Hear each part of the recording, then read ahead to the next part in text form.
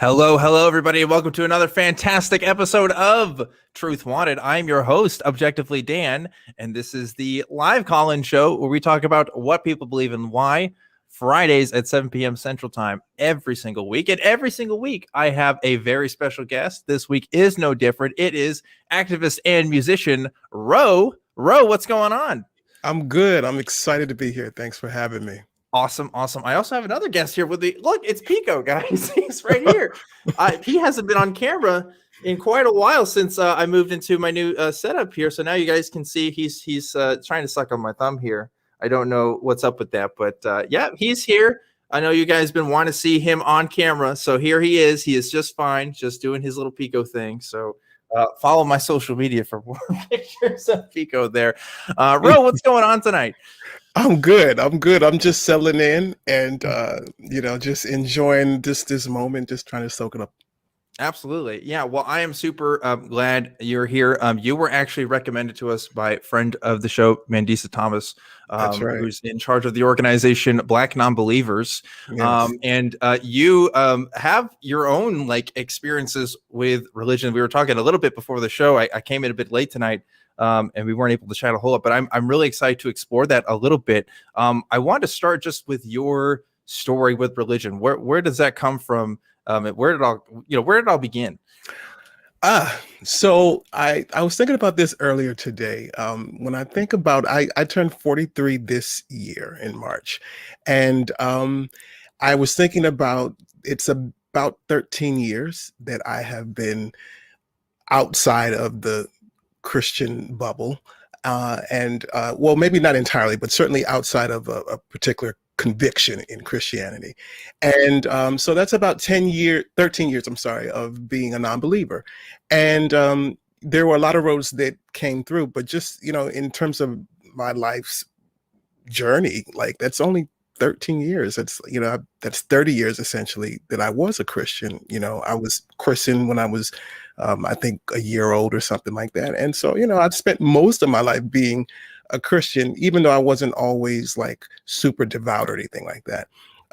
But I am from the Virgin Islands. I'm from the U.S. Virgin Islands. So we'll start there. St. Croix, USVI. We are one of the territories, colonies of the United States.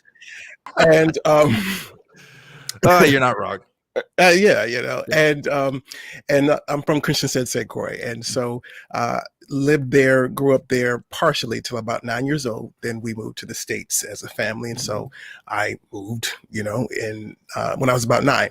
And the particular denomination that I come from is a denomination that is very characteristic of Christian Protestants in the Virgin Islands, which was formerly the Danish Virgin Islands. And one of the big Christian missionaries that came there many, many years ago, prior to the abolition of Danish slavery, was the Moravians. And you'll find a lot of Moravian churches in St. Thomas and St. John, and well, maybe not St. John, I'm sure there may be one, but certainly St. Thomas and St. Croix. There are Moravian churches. And when we moved to the States, we also had a Moravian church that I was very much involved in. I was not just going, I was playing. I'm a musician, as you mentioned. And so I grew up in the Moravian church. I also grew up having a lot of musical experiences through that, playing organ and piano and, recitals and things like that. And also playing for service. I think I played my first actual church service when I was 13. And that's in the Washington, D.C. area. So and one of those churches was in D.C.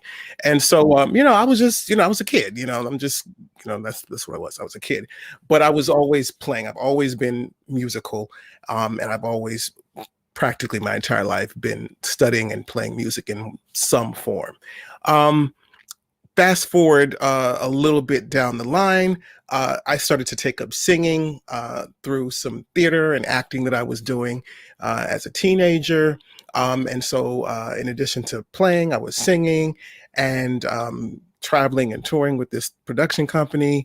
I ended up singing just really kind of took off and almost eclipsed my playing. And then I auditioned to to study music at Berklee College of Music in Boston, and I got a scholarship to study voice there. So I went and did that and studied singing and music and just more music, more music, more music. And in After that, I continued music career, just all the kinds of shows and touring and stuff like that.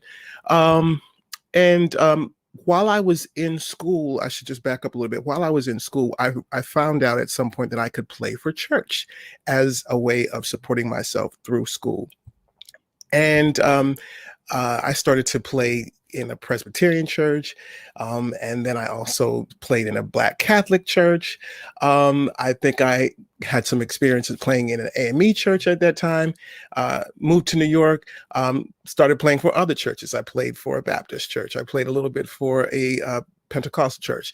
I played for, if anybody is listening who's of a certain age, I played for Reverend Ike. I don't know if anybody out there knows Reverend Ike, but if you're over 50 or 60 years old, Reverend Ike was one of the first prosperity gospel preachers. This is pre-TD Oh, Jakes. interesting.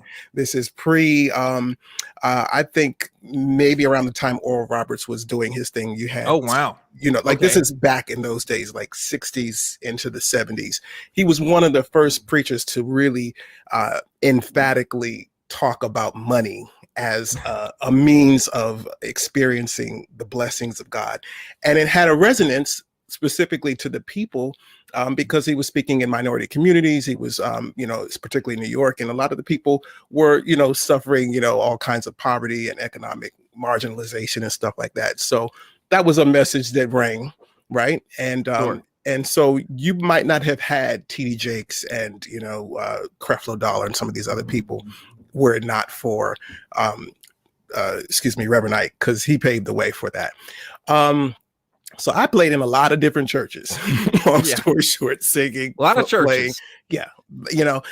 I'm an artist and I'm a songwriter. And so I was doing my music career, other stuff alongside that. But one of the things that grounded me musically and also just financially, just to sort of survive as an artist, was to play in church. And that's kind of just what we all did.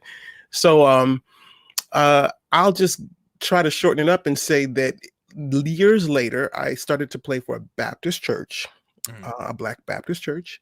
And I spent about 10 years at that particular church in Brooklyn, New York.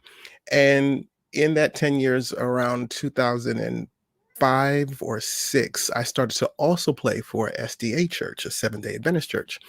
And so if you don't know, I know you probably know, but Seventh-day Adventist churches worship on the Sabbath. That's Saturday. Right. And so I played basically Saturday and Sunday. And culturally, there was a difference as well, because the SDA church was nothing but West Indians like me. And so it was very comfortable to be in fellowship with them and to just kind of be in that mix, people that sound and talk like my aunts and my uncles and my parents and stuff like that. And then also on Sunday, playing in a Black Baptist church, an American Black Baptist church. Different culture, similar culture, but very different music, different styles, and also different denomination.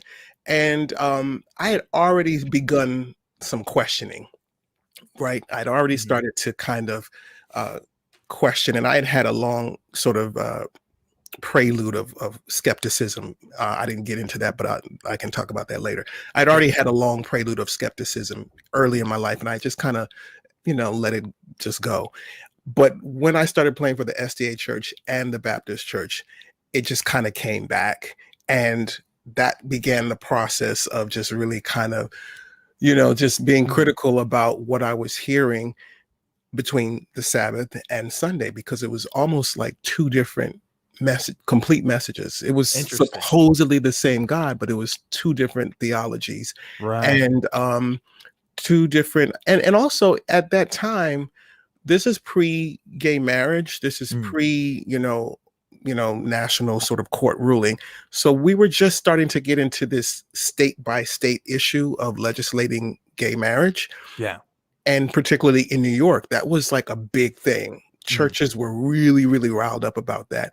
And it was a hot topic. And so, there was almost almost like no Sunday that I couldn't hear some kind of message like that that was explicitly um, anti-gay, fear-based, sort of apocalyptic language, all of that stuff. Right. And it just was a lot. And I'm a queer Black man, so Mm. I also during this time am sort of coming into my own understanding of myself, and also just kind of trying to reconcile my own spirituality in Yeah. a queer identity. And so to hear these people talking like that, and I'm like, I don't think anybody knew, but I'm just like, they're talking about me, and like they just Right. don't, Right. so yeah, my experience of all of that kind of just led me on out, and somewhere around 2010 or 11, at one point I just woke up. I was agnostic, and I was very much all right with that. And then one day I woke up and I was like, I don't believe this anymore. So Mm. like, I can be an agnostic, but I can also just say I don't believe this anymore. Yeah. And that was about a little over 10 years ago. Yeah. And 10 years later, how do you feel now looking back? Or do you feel more confident in your skepticism? Do you miss being a believer? What does that look like? So it's weird. Mm. I'm as a musician, Mm. I'm very much tied into the music and the traditions, culturally and musically that shape, what I do as a singer and as a musician, as a pianist. So there are certain things that I still enjoy. I still enjoy listening to gospel music. I grew up, singing in choirs, and I do. The one thing I will say I probably miss is being in a choir. I Mm. miss choir singing. That's a lot of fun. I had a lot of fun singing in choirs with other people, and just the songs and just all of the clapping, and Right. it's exciting. I don't miss the theology. So Right.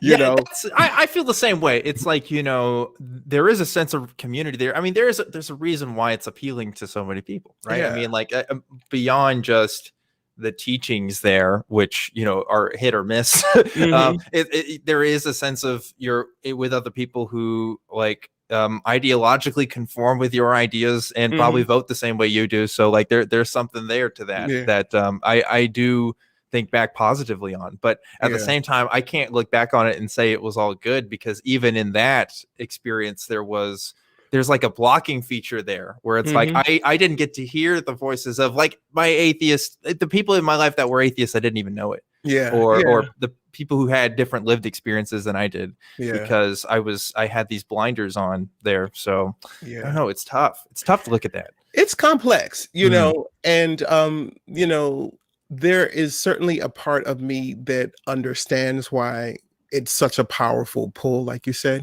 Hmm. And I know that, I also know that, being a non-believer and being an atheist or an agnostic, I know that Yeah. that's also not for everybody. Right. It takes a lot to be bold and cold in this kind of identity, Yeah. and it's work, and not Hmm. everybody wants to do that work. And then at the same time, um, I see that value culturally and musically, um, especially, I mean, to be a gospel singer, to be a singer, Hmm. period, or a Black singer, right? Right. So much of our singing is out of that, right? Yeah. And there's just not a whole lot of ways that um, you can sort of do that without that influence and do it well. Um, and so I understand that somebody needs to believe it, because Mhm. it's a part of what we source our musical traditions from. And so I Right. recognize somebody's going to believe it. But I have a certain kind of impatience, I guess I should say, Yeah. Yeah. for the theology Of as course. applied, as a lived experience, given what Black people especially have gone through and continue to go through. And I think that it's high time that we be critical and in our evaluation of those traditions. I agree. I agree with that. It's for folks who don't live in the United States, or like maybe aren't familiar, but like there is a difference in church culture in Black communities than there are in other communities here. And Mhm. it's weird. Like it was Martin Luther King, I think, that said like Sunday is the most segregated hour. The Sunday is the most segregated hour in America, and that's still true to this day. Like, there's just a. It's weird to think about it like that because Christianity is supposed to be this universal religion, and yet different, minority communities experience the religion differently. I don't know. Obviously, I'm a white guy. So like I went to a church with mostly other white people. Mhm. And I look back at that and I wonder how much of that was because we weren't a welcoming space for other people. Because like I grew up in a Baptist church in my teenage years. And it was mostly just kids around, the suburban neighborhoods and stuff like that. But I lived in a city. I lived in Waco, which was a city where you can still see the lines, where these neighborhoods were segregated, and you can still see the results of years and years of people blocking each other out. And I look back at like when I, spent time doing that work with the homeless or reaching out, and I was wondering, like, I don't know, was it the best that I could have done? If it was really what Jesus really wanted, was it what, are we looking at that, or am I thinking about, is this like Republican Jesus? Like there's a difference there in the theology that you're talking about, right? Yeah. So. I think one of the biggest things that everybody needs to admit is that there is a refrain that we are taught, that we like to think that we are worshiping the same God. But when you really objectively look at you objectively look at what people are worshiping, what people are believing, what people are praying to, what they are praying for, you have to at some point be honest about, we're talking about a different God. Yeah. And that's what I was saying. What I was seeing even within a Black community. So it's the same in Black communities. Like, as I was saying, I played for SDA church, all West Indian. Everybody there was from St. Vincent, from, Trinidad, from Antigua, a few people from Jamaica, mostly. Yeah. And what I was hearing there and what I was hearing in the Baptist church on Sunday, they were two different gods that people were talking about. Now, interestingly, it all comes together when it's time to be anti-gay. So it was that's the same God, but when it comes to the voting, that's when but if together, but the culture is different there. Like there is an entire like you have Christian movies and then you have like Black Christian movies. Like Tyler Perry has made a whole industry on this. Like seriously, like there's such a huge divide there, and it's really weird to me. I don't like, because like ideologically you'd think everybody's on the same page there, but the weird thing is when you see, like, I'm going to call it white Christian movies, you always have like the Black token characters in those too. Like that's so common that it's become its own trope. So I've never seen white Christian movies, and so tell me all about it. Go watch every God's Not Dead movie. They get it in all three of them, I'm pretty sure. Just full disclosure, I spent a lot of time around white people when I was growing up. I mean, like I grew up in a predominantly, when we moved to the States, I grew up in a predominantly white neighborhood. Our Moravian church in the States was a predominantly white denomination. I spent a lot of time going to church camp. I went to church camp in Hope, New Jersey, Camp Hope, and I grew up going to church. In that church camp in the woods, and we had great memories, and we had all kinds of fun things, canoeing and vespers and all that kind of stuff. But I was, growing up, my sister and I were one of the 3, maybe 4, on a good day 5 or 6 Black kids. So it's interesting. I don't remember seeing white Christian movies, but I definitely spent a lot of time around other white Christians. That was just my environment. So at least here in the States, but the Black Christian movies are they're a thing too.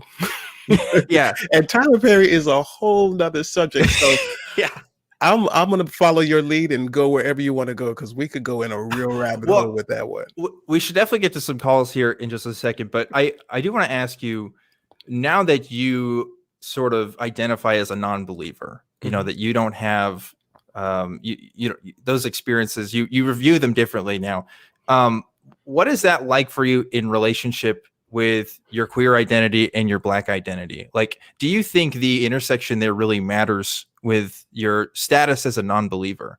Absolutely. Okay. Absolutely. They are all linked. They are all integral to what it takes to recognize the dilemmas and the contradictions and the political and societal sort of struggles, and walls or barriers that you have to overcome to reconcile those things.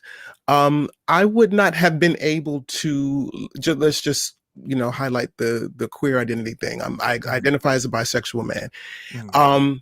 The idea of me being comfortable with that, with saying that, with coming into that space, requires a certain kind of heresy, right? It requires a certain kind of examination, critical examination of there's that word again, critical. There's it requires a critical examination of theology as applied, as taught, as propagated, not only in my lifetime, but in generations. The idea of heteronormativity, heterosexism, anti-gay, homophobic sort of propaganda, and so forth, and just the idea of being able to question requires that you examine what you've been taught about a god or a deity as it relates to your sexuality, and being able to get to a place where you can say, I'm okay with having this identity. I'm okay with having this experience. I'm okay with doing this thing, going to this place, going to a club. I mean, this is back, when people had, clubs and stuff in pre-pandemic. Right. What a time. Yeah. But the idea of just being able to walk into a space with other LGBT people and sit. I remember one of the first places that I started to find community in New York.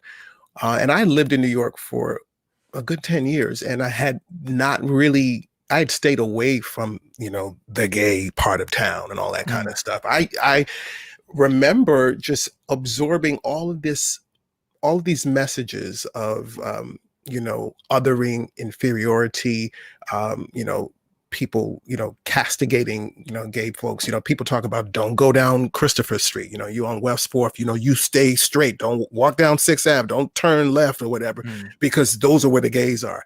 And I remember for years, like literally not even daring to go down that street.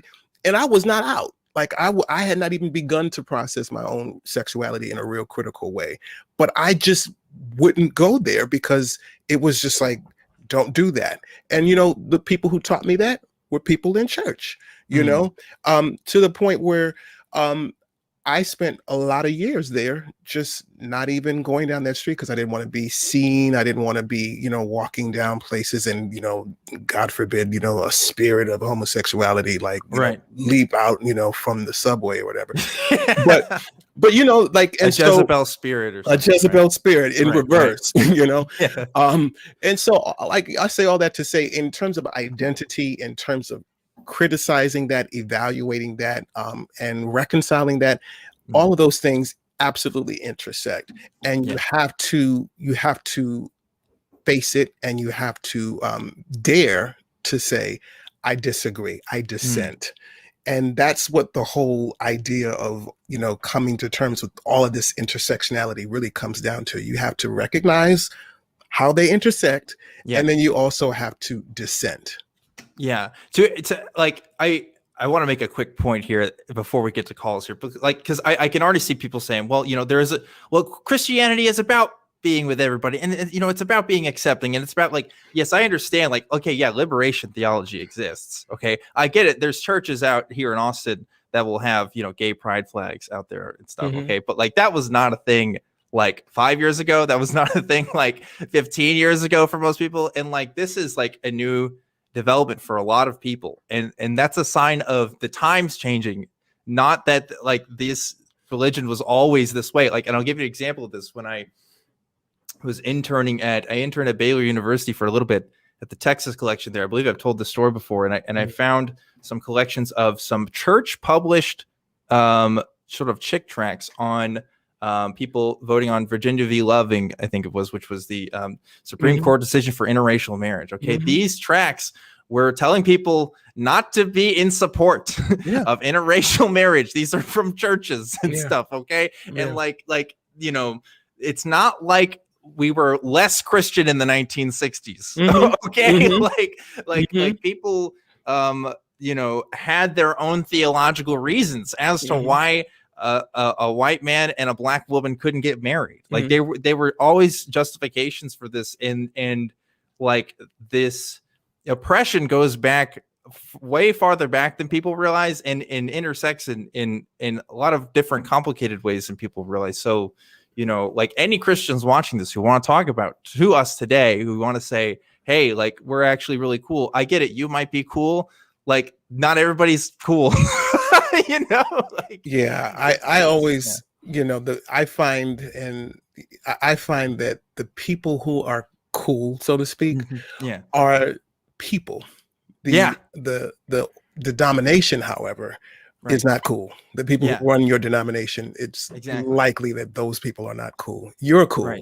And so good for you. But let me hear it from your bishop. Let me hear it from the denomination, and then maybe we can talk. Right. But the ability for me to accept queer people as people and treat them with the same respect that I give anybody else, that didn't come from the Holy Spirit. Okay, that came from me actually having queer friends and recognizing like their lived experiences, and like realizing, hey, I was like, me believing the things that I believed was actively causing harm in their lives, both in big ways and in small ways, just in my presence sometimes. Like, you know, like that's hard when you're in the same room with somebody that doesn't accept you for just who you are as a person. And like, we're still overcoming this as at least the United States as a nation is still trying to figure these issues out. You know, gay marriage in particular only legalized as nationwide just like 6 short years ago now, I think. Like that's not enough time to like fully reconcile things. So when people talk about like, oh, this is like a solved issue now, it's not a big deal. No, it's still a big deal. We're still dealing with like the ramifications of a lot of this. Ask any Coney Barrett if it's resolved. Or you know, the justices. Absolutely. Ask the people in those churches who are still preaching against all of this if it's resolved. It's something worth talking about. And folks, we want to talk to you tonight about all of this and more. This is Truth Wanted. This is a call-in show. So I'm joined again here with Ro today as my guest.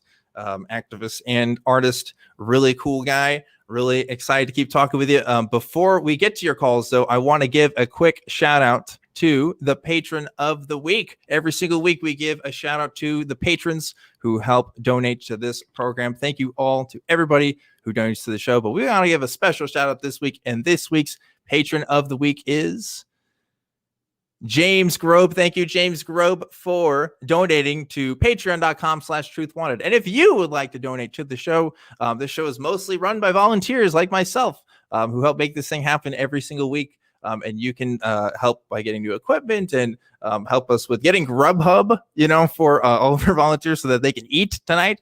You can do that by going to patreon.com/truthwanted. So thank you, everybody that donates to the show. Ro, are you ready to talk to some folks? I'm ready. Cool. Let's do it. We got some interesting people who want to talk to us tonight. I see Nathan, who's calling in from Australia. I want to get to you first. Nathan, what's going on? Nice. Can you hear me? All right. Yeah, I can hear you just fine. What's up? Yeah, beautiful. I've been writing about social justice in my manifesto, which can be a bit of a hot topic in regards to people that do that, essentially, I suppose. But look, I'm kind of criticizing the social justice movement. I'm left, by the way, but the left I'm seeing is eating itself. at the moment through this kind of division of identity. And, I think it is losing sight of the overall goal of equality, where, and so it's perfect. Hi, Ro, by the way. Hey. And so I think it's something that I do kind of, I'm at the moment trying to unpack a bit, but I do have some fairly, strong views in regards to how the far left is dividing us on our, very kind of on the very basic characteristics like gender and race, and where, it's important to recognize these things. But if you, really, define someone by their differences, we're not really connecting on the deep human level that makes us all equal. So what questions, or where do you think we should go with that? What are your thoughts? Yeah, Ro, go ahead. I'm curious to know, are you talking about the left eating itself in terms of these identity politics and social issues in Australia, globally, or here in the United States?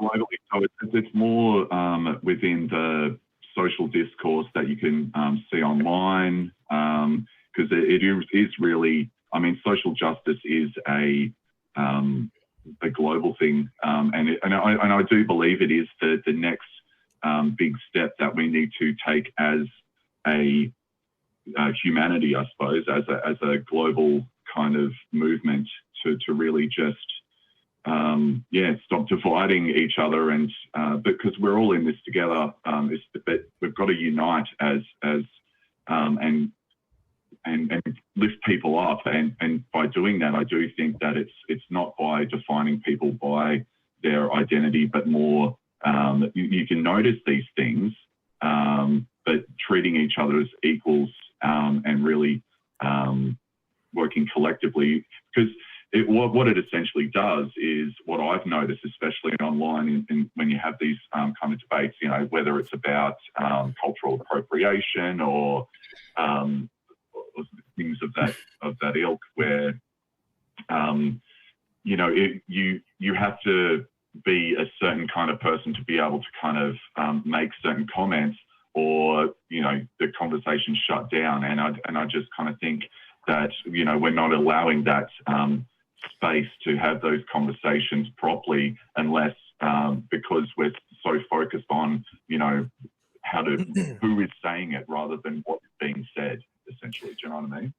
So I can't speak for other people's spaces. I know what I try to do with my space here, and I can only really speak for myself. But I will say that I think it's important to recognize people's lived experiences, because right now, a lot of people aren't. I think the fact that people aren't recognizing those experiences is really part of the problem. I was just telling a story about how one of the fastest ways I became more empathetic to the LGBT community was because I started having friends who were LGBT, right? I think that's a lot of people's experiences, because they realize, the people that they love and care about can suddenly be more open about those experiences. And by choosing to hear them, instead of choosing to say outright, well, everything you're saying is wrong, and it doesn't matter because my theology says one way or another. I think that was my problem. I think it's great that all the three of us can have a conversation about this, but I still struggle having these conversations with my own family on this kind of stuff. So and maybe your point is more people who identify like us are having bigger problems, and I don't know. I don't really care about the infighting as much. I guess I care about getting work done. I don't know. I try not to get exclusively political on this program, because this is a show from the Atheist Community of Austin, which is a nonprofit, which the individual hosts do not represent in their opinions. But religion itself, that's a political thing. At the end of the day, it really is a political thing, because it affects our politics, and we don't have each of us in the atheist community, at least, don't have an individual theology that's driving us to tell us what to do or how to think about these things. So we have no choice but to have conversations on this stuff. So I don't know if I'm exactly addressing what you're saying here, Nathan, but Ro, I want to hear your thoughts. Maybe I could clarify it a little bit just in regards to viewing, I guess, the social landscape through, I guess, a lens of power, and just, you know, look at and so. And if we do, and essentially it is the driving force of a lot of kind of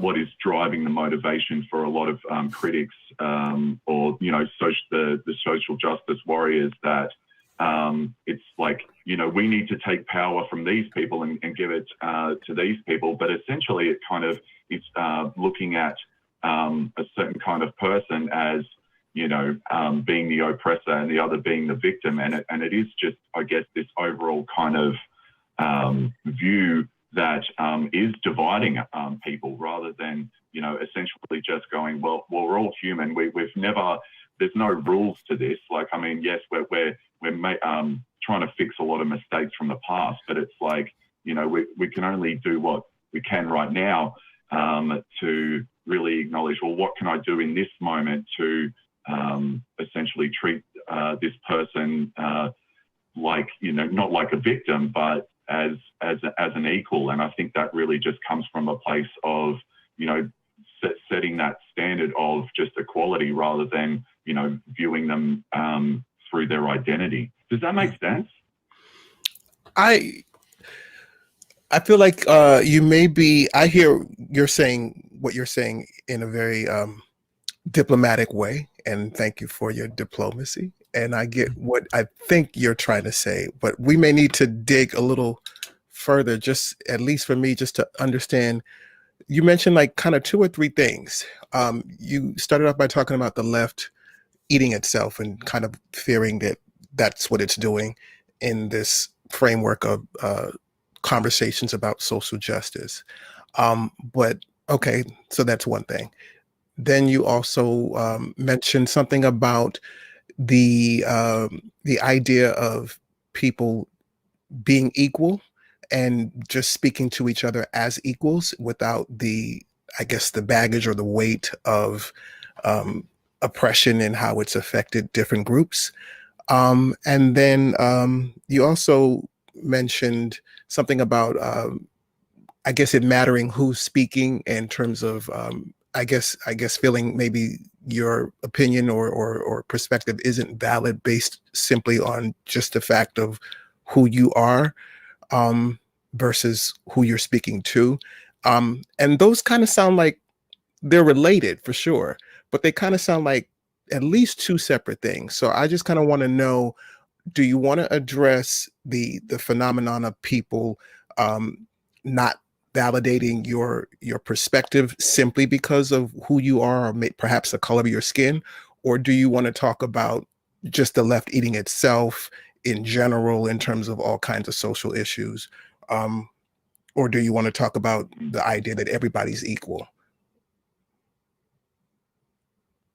Oh, yeah, look, I in the way that I see it, I kind of, all these kind of things do link up intrinsically in my head. So it's I feel like I'm kind of, you know, if I pick one, I'm still kind of picking the other. But it's, I don't know, it comes to this idea where I feel that, you know, by treating people differently, and, you know, essentially by saying, you know, if you've got a disability, if you're Black, or if you've got, you know, a lower socioeconomic status or whatever, and actually defining them by that, it's, I don't know, it's essentially a sense of bigotry, really. It's like, sometimes it could also be seen as racism, where it's like, you know, you can't have this conversation to say, well, you know, because you're white, you can't, your opinion, or you're a man, you can't talk about, you know,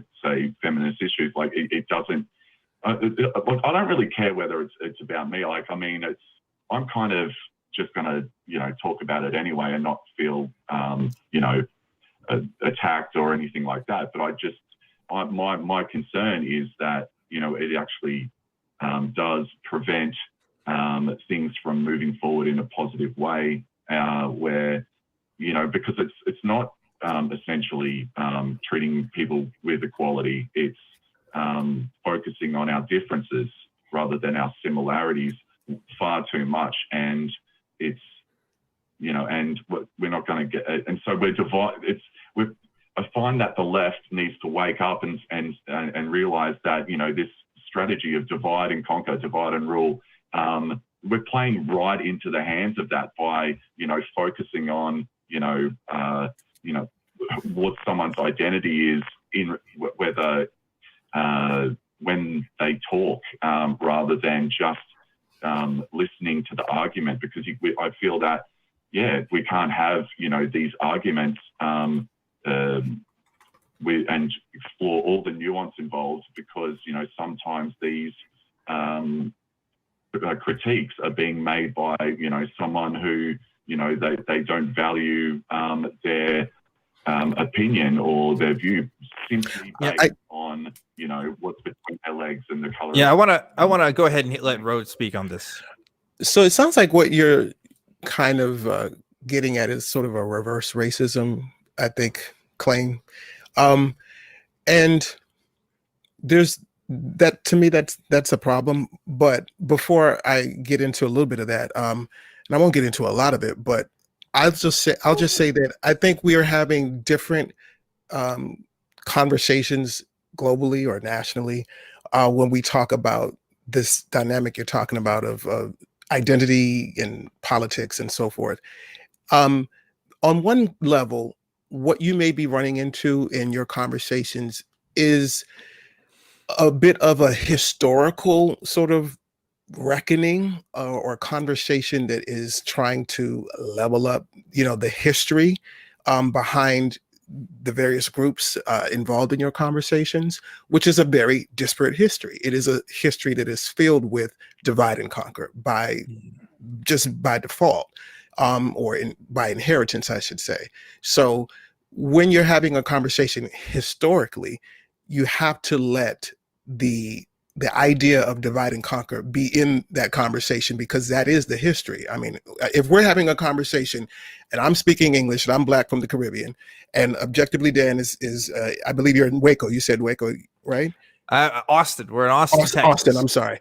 You're from Waco, I think. I grew up in Waco. Okay, and Dan's having a conversation from Texas, which used to be part of Mexico, at least some part of Texas used to be. And you're having a conversation from Australia. We're all having a conversation and we're all speaking English. There's a lot of divide and conquer that just went into how we could end up in 2021 having this conversation, and we're all speaking English. And we all have various nationalities and histories that are that sort of predicate how we came to be here. And those histories are necessarily filled with divide and conquer, division and conquer.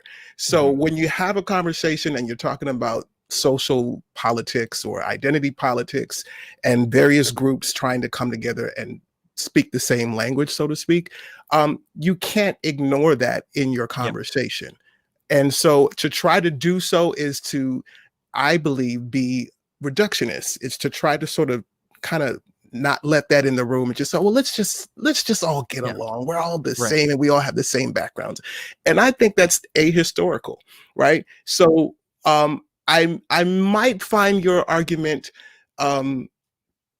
emotionally persuasive or enchanting almost, because it's like, oh yeah, it kind of pulls at that string of let's just all get along, like that old Rodney King kind of thing. And that's emotionally persuasive, but it's not historically persuasive. And it's not historically persuasive in terms of the politics or the nationalities of these places and these people and these economic and cultural legacies that we all come to the table with. So when we have those conversations, that's a historical conversation. Sometimes that gets meshed in with the politics of now, and that's a little bit of a different conversation. It's related, kind of like what you were saying. It's related. And sometimes that conversation is different because that's a little bit more about expediency and what works and what is going to win this particular election or what's going to get in this bill or whatever. That's a political conversation about legislation. That might be, wherever you shave off or what you shave off may be necessary depending on what lens or what conversation you're trying to have. But historically speaking, I don't think you can ignore the division and the conquering of the peoples and the inheritors of legacies of division and conquer and oppression, which are very real. Yes, we have to. We went a really long time on this call, so I want to be really quick, Nathan, and then I'm going to go ahead and move on to another caller. But I don't have much to add other than I fully agree with Ro here in the sense that we can't just forget and forgive, and just pretend like these lived experiences aren't real and aren't meaningful. They're going to be different for different people, and I'm not. We should do our best, obviously, to not make assumptions about people's experiences and their own histories. But we're still in a process of learning, in my opinion, for most people, exactly how much harm we have done.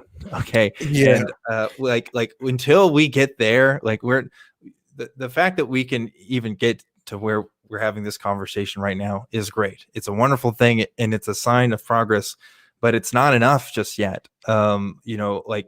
I get that different groups have different ideas of what might be just, and some may take more drastic actions than others than what we might feel comfortable with. But it's also important to realize that this isn't coming out of nowhere, that there's a context to why people feel the way that they do. And like Ro was saying, like there's also a difference in conversation between what we want to look at in terms of legislation and also like how we can just organize together and talk on a human one-to-one level. And those are two different things. And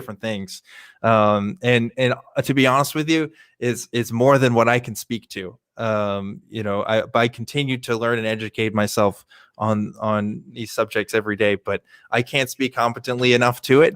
And I won't pretend I can try to. So I want to go ahead and move on to the next call just because we went a little over time for this one, but I appreciate that you were honest in your questions, Nathan, and I'm really glad that we got to talk about it. You know what? We don't talk about that enough on this show, and I'm glad we can speak to it a little bit. So thank you for that.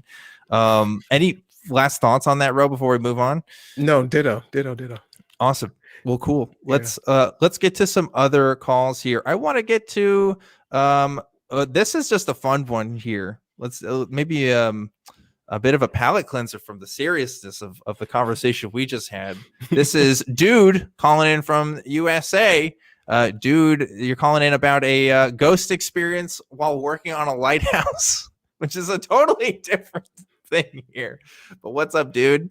A lot of haunted White Houses out there, or lighthouses, I said. Dude, you are live on the air. This is Truth Wanted. Are you there, dude? Dude. Hi, can dude. you hear me? There he is. What's up, dude? Hi. Hey. Hi. So, ghost story time. Mm-hmm. So I worked at a lighthouse down in Florida. I'll keep the name anonymous because they don't really want some of this information to be public. Okay. But so the lighthouse itself is on its own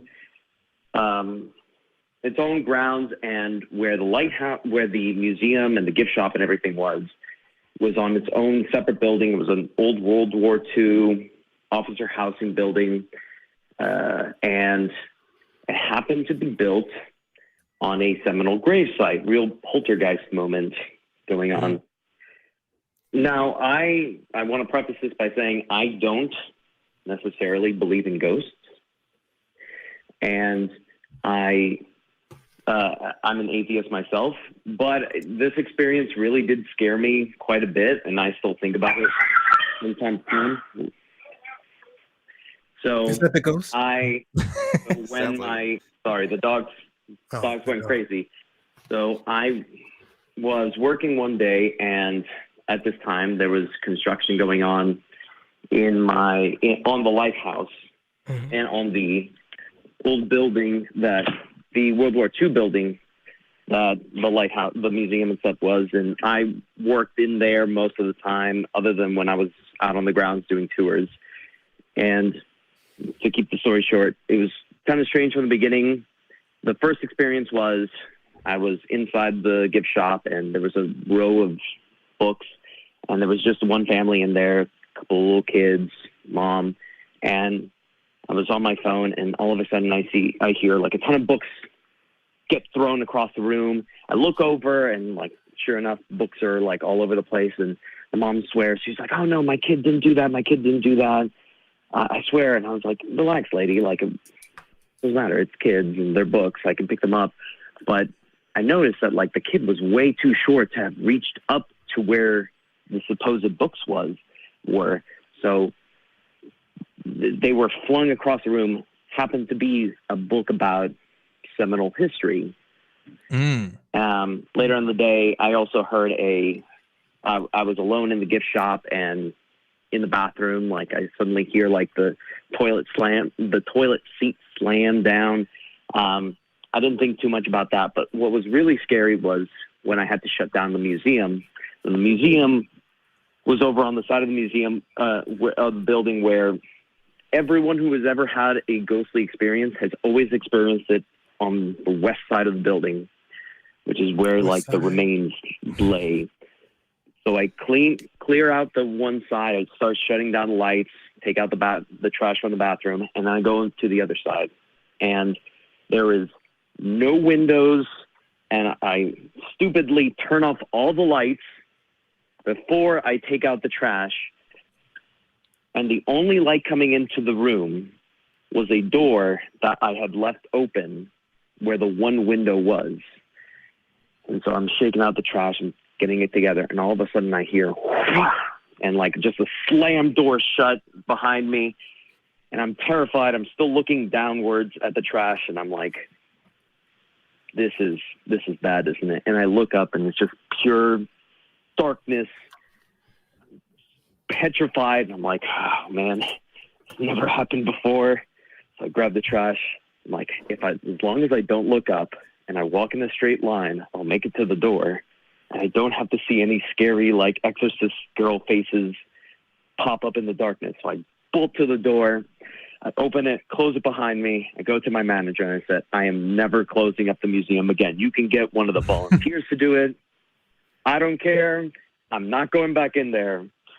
She said, okay, that's fine. I never shut the museum down again. It happened again later when I was also kind of after hours in there. It also slammed shut, but I was smart enough to leave the lights on, so it didn't scare me as bad. So is this my ghostly experience? So this lighthouse was built on Native American burial grounds, and now we're saying that there's we're going to that trope, and that the haunting is being done by that. Is that? Yeah. Okay. I see you. So I assume you're a skeptic, dude. I'm assuming you're watching the show because you're a skeptic. So what do you attribute this experience to be now? Do you have a best explanation? I have to assume it was something to do with, like, because it's a closed building or like a breeze or something. But that's my best explanation, because as far as I understand it, no one else was in that part of the building, so no one could have shut it.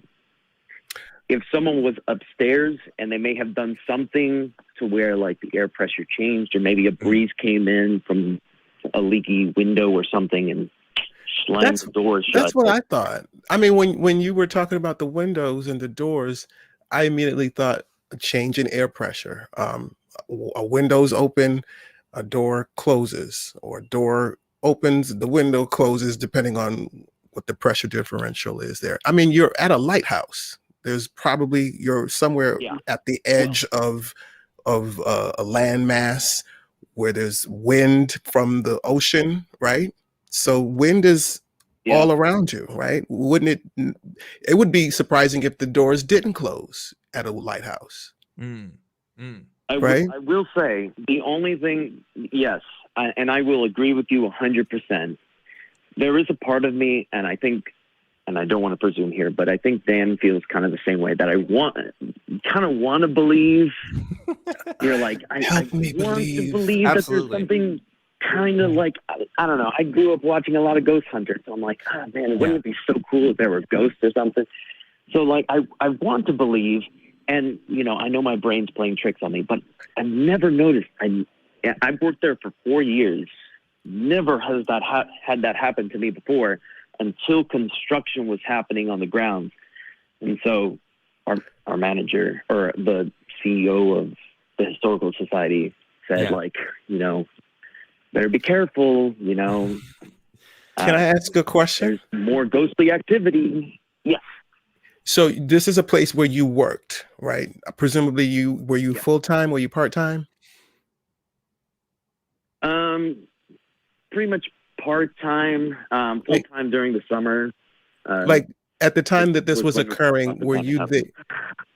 At the time this was occurring, let's say you were there on the premises closing up, 3 nights a week, 4 nights a week?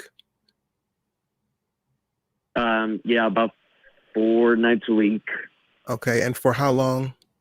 The whole summer, 6 months? About 4 years. 4 years. Yeah, you said 4 years. So you closed 3 or 4 nights a week for 4 years. Close to it. Okay. And the dead were not disturbed for most of those 4 years until 1 week when there was some construction. Right. That's at a lighthouse. Needed to be removed from the building. Right.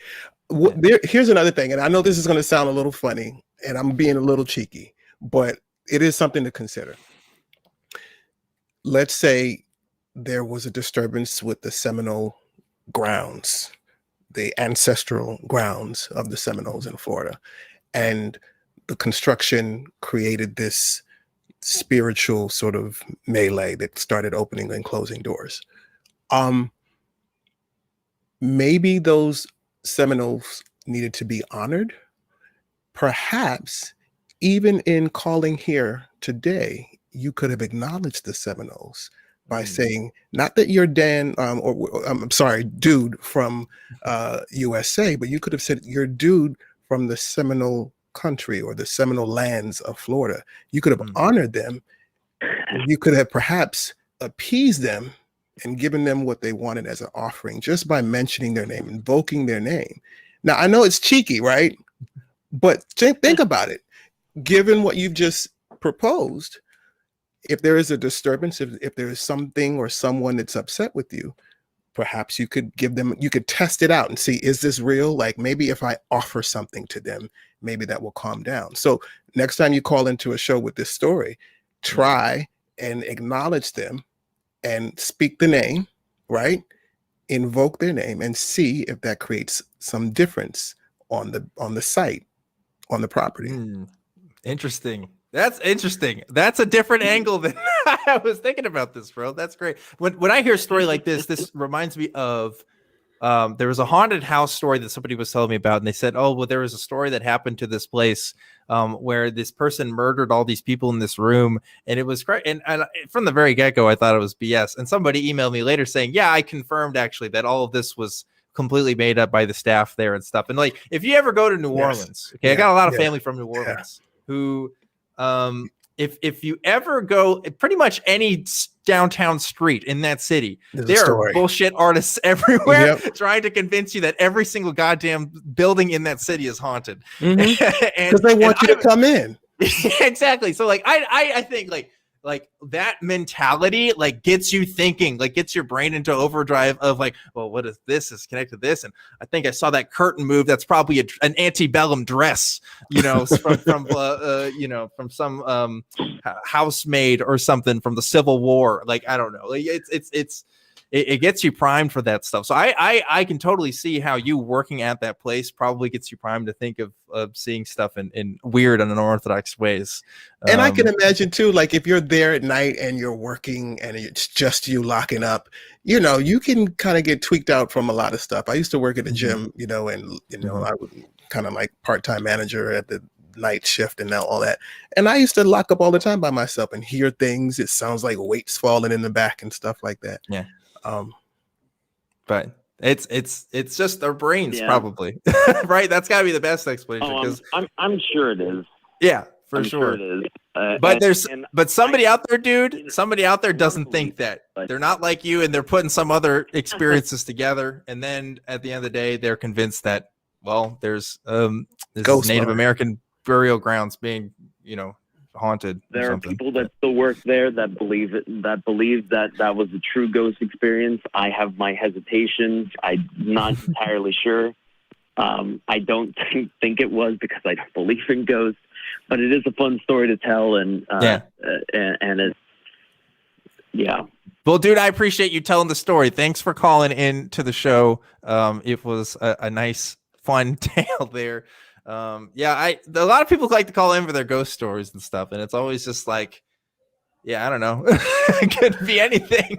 Honor those But- Seminoles. They have Yeah. a story, and It's at true. least test it out and see if that quells the midnight stirrings at the lighthouse. Absolutely. Let's get to some more callers here. We got a couple people here. I want to talk to everybody on the line tonight. We got a lot of callers, so folks, I want to get to everybody. We'll try to get through calls a little bit faster here. I want to talk to James calling in from New York. James, what's up? Hey, Objectively Dan. What's up? How's it going? Hey, and Ro. Hi. Ro. How you doing, Objectively? Now, I'm good. why is Hi. it Subjectively Dan. Well, it is objectively Dan. You can subjectively think Why? I'm objectively Dan, and that's fine. He's objectively here. That's right.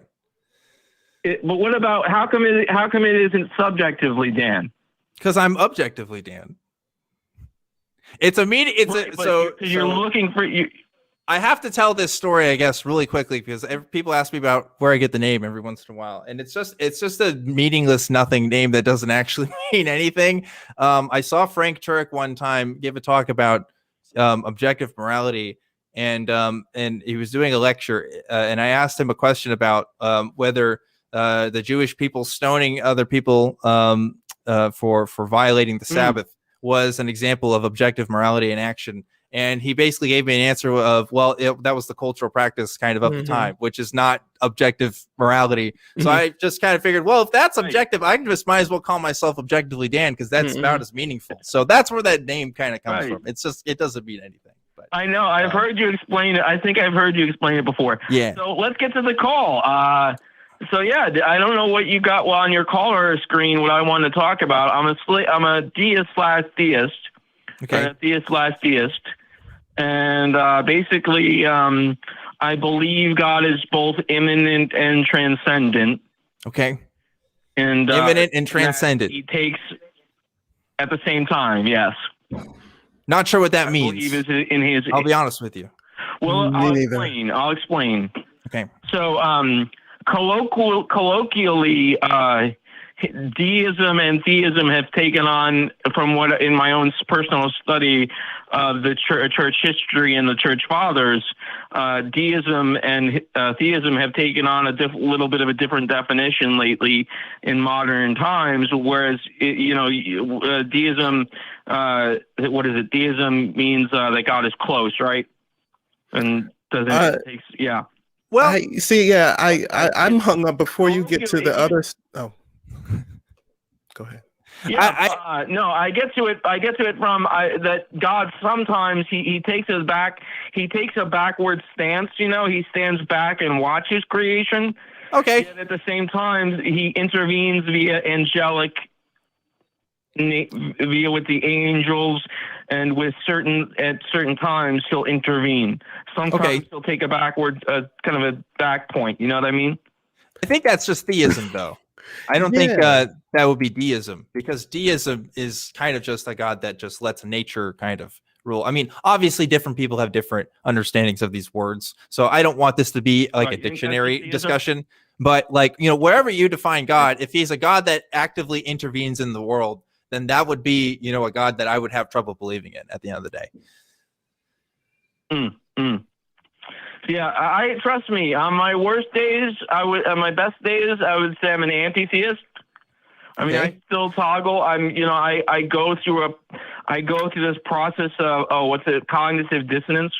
Okay. And well, let me ask you this then. Let me ask you. Go ahead. Where does this belief come from then? If you're struggling with this belief, then what are your reasons for believing? My reasons for believing, and I think they're good reasons. I believe to to release myself from the fear of death. I believe because I am not necessarily certain that death is a comfortable state of being. Okay. If it's a nullified oblivion. Okay. I'm not necessarily and I'll tell you what, for those who are listening, choose cremation. And I would suggest that you have a painkiller put in. Okay, let's back it up. Let's Wait back it up. Let's back it up. You put the painkillers in the fire, and then that kind of makes it easier. Yeah, I'm not sure how that works. No, I'm not sure how that works. You said cremation, right? Put yourself under a total anesthetic. What if the subconscious mind? What if the subconscious mind reverts so far into the body that you can still feel pain, but can't express that you're feeling that pain? That's terrible, and I don't think that's true. I think we can demonstrate where we get pain from, and I think like when you cut yourself off from those physical symptoms, you know, we've seen this in studies for people who have numbed areas of the body and stuff. Like we know where those senses are coming from. We don't fully understand how those systems work, but we can definitely see that they're biological in origin. So I don't know if there'd be any particular reason if we know that we're shut off where we would pain. But this is a side, James. This is a side thing. We need to back up. Okay, so you have a fear of death, and you cited that. I asked you what your reasons were for believing in God, and the first thing you said was, "Well, you're afraid of death, and you're afraid of oblivion." Is that a good reason to believe in God? Oblivion. But is that a good reason to believe that a God exists? Yeah, well, is it not a good? I don't think so. Counter that by asking you: is it not a good reason to believe that God exists? I don't think we should, James. James. I don't think we should believe based on fear, right? I don't think our fear should determine what the truth of our reality is. Okay, just because I'm afraid that I'm going to die or I'm afraid that something's going to happen doesn't mean that I should come up with a fantasy or believe in something that isn't real, that we can't demonstrate, right? Now, we're talking about perceived reality and actual reality. Does God actually exist, or do we perceive that God exists? But that's something that I perceive that God exists. Okay. I don't know God exists. Okay. I perceive that he exists. All right. Let me give you an example of why believing something out of fear helps somebody actually, is possibly a good thing. I don't care. I don't care about whether it helps people, right? What I care about is, does it represent reality? Does it tell us a true thing about reality, right? So like, if you perceive God, that's fine, but I'm interested in, is he real? Because there's a lot of people that have perceptions of God, and they all seem to be different, right? Go ahead, Ro. I mean, speaking of that, I'm still, I want to just kind of, let's reset the room. Let's go back. Bro, go ahead, cut in. Let's go back to your, speaking of perceptions. What is your perception? You said you were deist, and then you said you were theist. And then you said you were anti-theist. And then you said, now you say, well, what is God? Well, which one are you? What is your perception? My perception, I go through a constant state, and I don't know if your caller screen, I do hear voices too, but I'd like to get into that. But no, to answer your question, Ro, I'm in a state of cognitive dissonance where I go through this process of I scroll through the scriptures and I read the Bible and I see the misogyny and I see the slavery and I see the murder and I see the wars propagated in God's name that he's inciting in the genocide. And then I read the New Testament and I see the verses that talk about his justice and mercy and grace and peace and all these different things. And I see that it's a religion where, it says basically it's either bow or burn, bow or burn. And so what have you settled on? I know you said you have cognitive dissonance, but what are you settling on? Because I don't know how, maybe I have something to learn, but maybe I don't know how you can be both a deist and a theist. I don't know how you can do that. If God is truly if God has the capability to extend life to eternally, to immortality. And if he has the ability to cure cancer and kill at will, and some he says, I will have mercy on those I will have mercy, and I will harden those I will harden. I will kill those I will kill, and I will let live those I will let live. You know, that kind of harkens back to that sentiment, you know, and you have to wonder, you know, with all these voices that I hear that are angelic, and I talk to God, you know, and I've seen his face. I can see his face in my mind's eye. And if you saw his face, you would. Well, James, no man can see God's face and live. Right. So I don't want to get to a conversation about you know, your personal perceptions there, because I think that's going to go into a territory where really I don't want to go. But I do want to talk about what you just mentioned, one wants which to was go there objectively, Dan.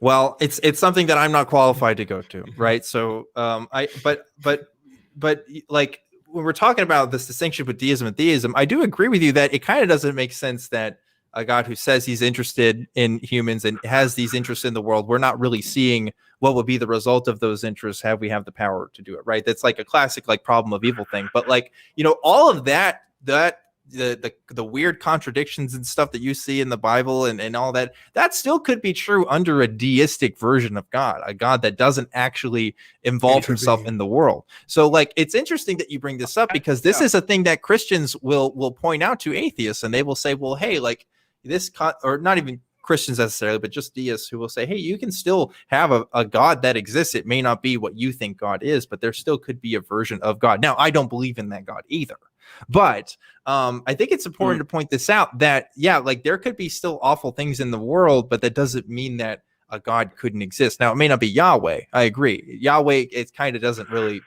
fly with what we supposedly know about what that entity would be. But it's important to make that distinction there, I think. So anyway, bro, do you have anything else to add? We got some other callers there. I'm sorry, we got to get to some other people. Yeah, James, thanks for your call. I will say, thanks, Dan. Appreciate you. Have a good one, James. I just want to just encourage you to seek some support for some of those voices that you were talking about. Yes. Because you know, I want you to be on the good side of your mental health. And if you are really, you know, experiencing that in a way that's really imposing, there are resources out there, and seek them out. I'm sure Objectively Dan has some links if he you know, and if he doesn't, then I have some, and you can always reach out to us and we can hopefully point you in the right direction. Yes. I'm sure people are posting that now in the live chat for that. So thank you guys who post the links for those institutions and things. But yes, definitely don't want to go into an area where I am, you know, talking about experiences that I can't match you on, you know, and unfortunately there is an intersection there when we're talking about mental illness and religion. People often point out or try to make the claim that someone who has a religious belief is inherently mentally ill or is a result of mental illness. And I don't think that's true at all. I think it's an awful stereotype, but unfortunately there are intersections there. And if mental illness can be an explanation for your experiences, I would listen to someone who, again, is just much more knowledgeable about that and can tell you specifically what's going on than I ever could. But James, I appreciate you thinking about us and calling into the show. I want to get to some more callers. I want to talk to, they're going by alien noises in Germany. That's what I have written down. Alien noises. What's up? Yeah. Holy shit, I did not think I would get through today. Hi. Hi, what's up? Hi, how's everybody doing? I am completely... We're doing just great. I'm having a good Friday night. We talked about racism in America, ghosts, and deism and theism. So pretty interesting night so far. Okay. Yeah. Well, do I go to my question? Or this is the part where you get to ask us your question. Yeah, go ahead. Okay, so Yeah, like you said, I'm in Germany and everything, and I always hear this from how people talk in here or like TV shows or movies or whatever. But my actual question is like how it's always elaborated on between the white community and the black community. Is the gap between there really that bad, like that big? Can you just the gap between what? What about the gap of do you mean like living spaces, or do you mean like culturally? Like, can you be like specific? everything, for example, there are living places like not villages, but I don't know another word. Cities, villages, whatever you call them, where mostly only black people live, or mostly only white people live, or people where they actually separate and that kind of weird shit. Or like black and white churches, or that kind of stuff, like things you see in the movie. Yeah. Go ahead, Ro. I want you to take it. There are a lot of communities that are very much predominantly black and predominantly white, or predominantly Latino or predominantly Asian, but there are also a lot of overlapping communities, and so it's pardon the pun, but it's not always black and white. It depends on where you are. And it depends also sometimes in how old those communities are. There's a deep history of segregation in this country. And so as a result of that, as also a result of housing policy and also transportation policy in terms of highways and so forth. And when those were built, a lot of communities that were segregated got even more segregated. And so there's a whole history around that in the United States in a lot of different places. And the same thing certainly for Native American communities.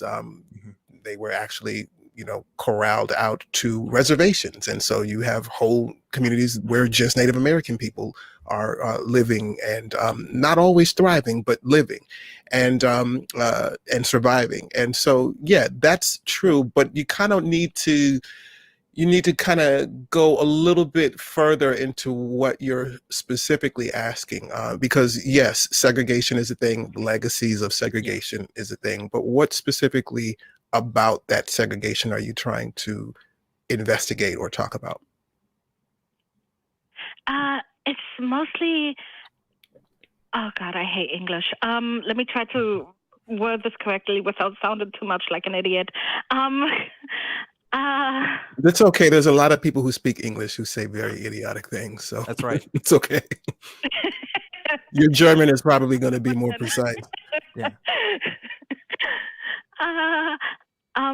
Okay, so again, I mostly only know this from stories of others, aka movies or stories or that kind of thing. So I have no personal preference I can reach onto. That said, I wanted to pretty much ask as an, oh God, how to put this? It's pretty much as in, what are the differences then between, because right now I have like a Caucasian and an African American. I'm just going to ask you to, what are between like churches and stuff? Is that what you want to know? Churches, just churches or living places, like the community itself. What are the how to? Yeah. Well, so when you have a population, the differences. You have churches in this country where black people weren't allowed to be in them and weren't allowed to be in the same place as white people. But you do have black people who believe in Christianity. So what do? They have their own groups and they have their own communities and they develop their own culture and even their own theological identity sometimes in the 20th century, which is interesting. But also like that separation is where we see the differences still today, because as black communities tend to be around other black people and stay in black community, they develop that same church culture, and that just gets passed down to the next generation. And so that's why you see that there. It's obviously there's no law in this country that says that I can't walk into a black church or that a black person can't walk into like a predominantly white church, but the culture is still there, and the history of that is still there, so that we still see the effects of that today.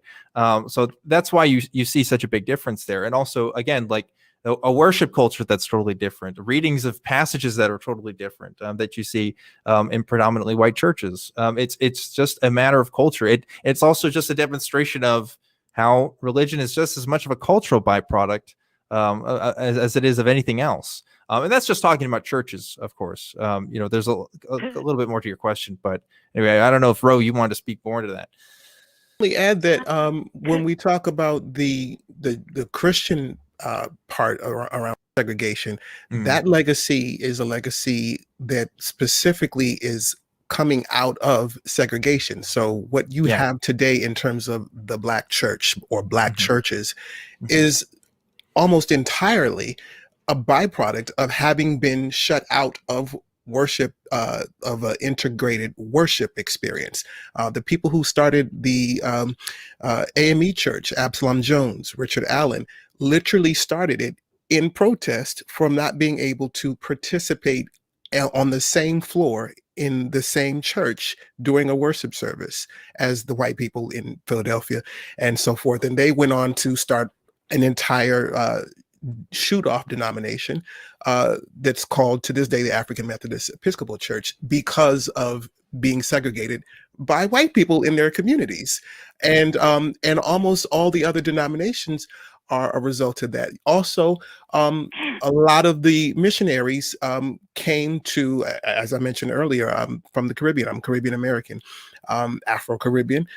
When there's no indigenous Moravian denomination to the Caribbean islands. How did they get there? They got there by missionaries. They got there through two Moravian missionaries who actually happened to be, as I'm told, traveling with John Wesley, the person who is the founder of Wesleyan theology and all that kind of stuff. They were on the same boat. They sold themselves into slavery so they could go preach to slaves or the enslaved Africans in the West Indies, in the Danish West Indies.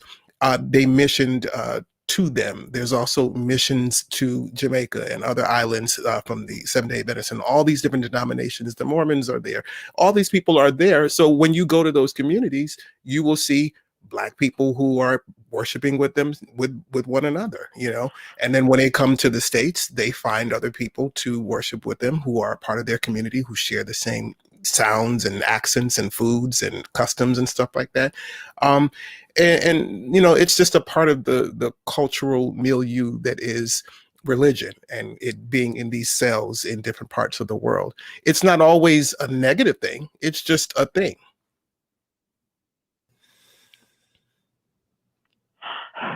Well, how big are, can you guys give me examples on cultural,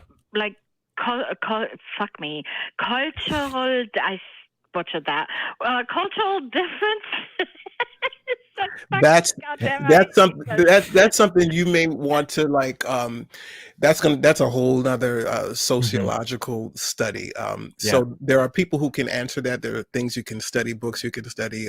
I would say if nothing else, and this is a really surface, but there was just recently a documentary on PBS by the professor out of Harvard, Skip Gates, out of Harvard, on the Black church, and it didn't hit every corner of the sort of diaspora of Black churches in the United States, but it's a good place to start, and it can give you some insight into the diversity of Black churches and denominations and how they sort of evolved and developed. And from there, you can find a whole lot of threads that take you down the road that can answer some of those questions that you have. Yeah, absolutely. There's a lot to like again, Christianity has always been a product of the people living in it. And, you don't see this phenomenon exclusively in the United States or in the Caribbean or the places that we're talking about too. You see this all over the world. Wherever Christianity develops, you're going to see some differences there in how the people worship, how they understand their relationship with God, and just their daily life is going to be different. So this isn't really as it's unique, of course, to the United States in the way it's specific development. But in terms of Christianity, you see this all over the place. This is definitely something that's endemic to the religion. Yeah. No.